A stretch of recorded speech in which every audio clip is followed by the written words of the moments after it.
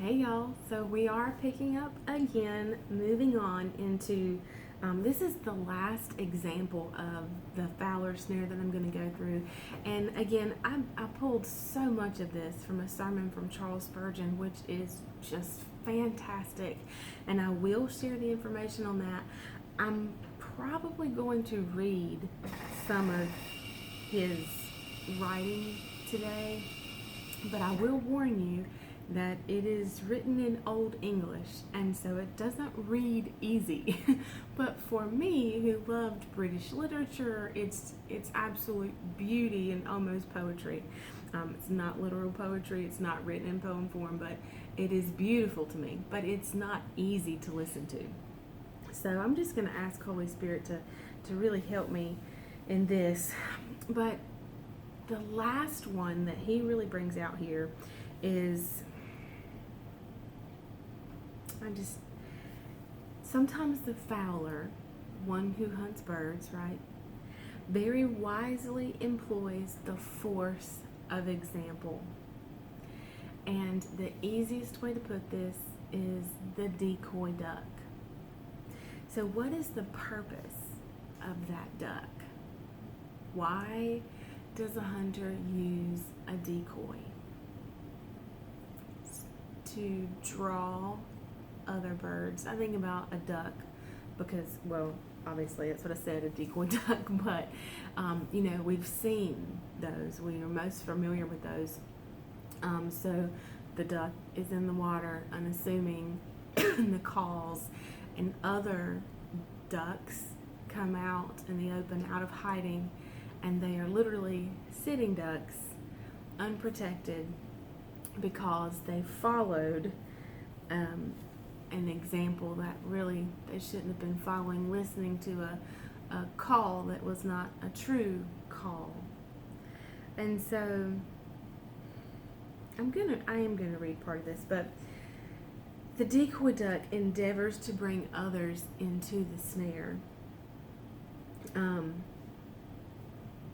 he says, we all know the influence of the decoy duck in endeavoring to bring others into the snare. How very often Satan, the fowler, employs a decoy to lead God's people into sin.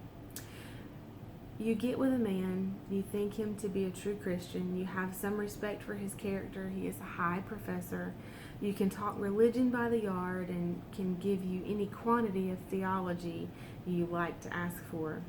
You see him commit a sin, and 10 to 1 you will do the same, if you have much respect for him. And so he will lead you on. And mark this, Satan is very careful in the men whom he chooses to be decoys. He never employs a wicked man to be a decoy for a good man.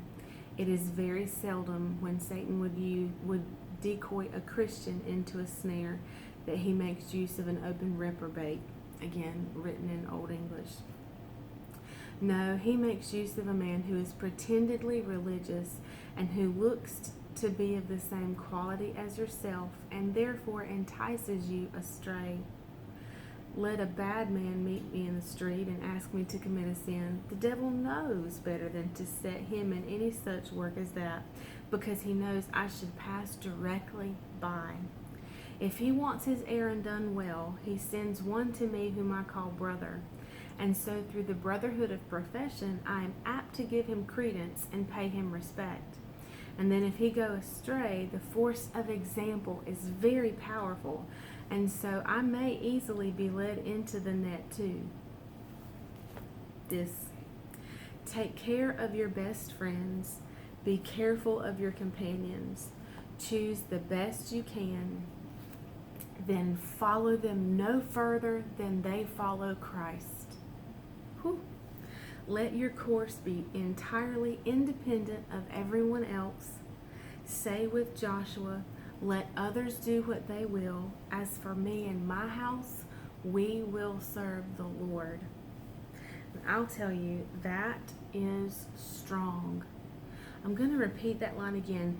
He said, choose the best you can, and then follow them no further than they follow Christ. And let your course be entirely independent of anyone else. So you are doing as the Father leads you. Every step of the way, my course is entirely dependent upon my relationship with the Father and Holy Spirit, who lives and moves and dwells on the inside of me, guiding me step by step, confirming which way I should go, stopping me when I don't need to proceed any further, and then changing my course. Let your course be entirely independent of anyone else. And say with Joshua, let others do what they will, but as for me and my house, we will serve the Lord. Y'all, that's strong. And it is very difficult, the use of the decoy, quite effective, right? That we look the same, we talk similar, but what do our lives look the same? Do we make the same choices? Are we seeking confirmation from the same voices? Is Holy Spirit leading and guiding? And we're not anybody else's judge. He says that in here earlier. He says, well, I'm not a judge for somebody else. But let my course and my life be entirely dependent upon the Father and His confirming voice, His confirming Spirit living on the inside of me.